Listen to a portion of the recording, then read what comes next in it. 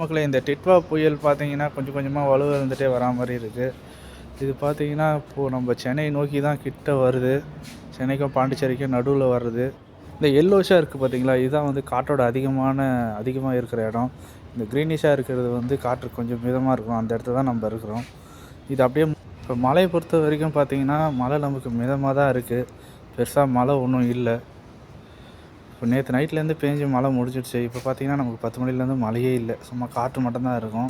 அதோட ஈவினிங் மட்டும் தான் நமக்கு மழை பெய்கிற மாதிரி இருக்குது. இதோட ஈவினிங் கொஞ்சம் மழை பெய்யலாம், நைட்டு கொஞ்சம் மழை பெய்யலாம். அதோட மண்டே மார்னிங்லாம் சுத்தமாக நமக்கு மழையே இருக்காது. வெறும் காற்று மட்டும்தான் இருக்கும், மேகமூட்டமாக இருக்கும். அதோட அந்த மழை அப்படியே ஆந்திராவை நோக்கி போயிடுச்சு. நெல்லூர், விஜயவாடா கிட்ட நெருங்கிடுச்சு. ஆனால் இந்த புயல் பார்த்திங்கன்னா மோஸ்ட்லி நவரவே இல்லை, கடல்லையே தான் இருக்குது, கரையும் கடக்கல. அப்படி தான் மேப்பில் காட்டுது. மோஸ்ட்லி பார்த்திங்கன்னா இது கரை கடக்காத மாதிரி தான் இருக்குது. பட் காலப்போக்கில் எப்படி மாறும்னு தெரியல. டியூஸ்டே வரைக்கும் அந்த நிலமையில தான் காட்டுது. அது 2ஆம் தேதி வரைக்கும்.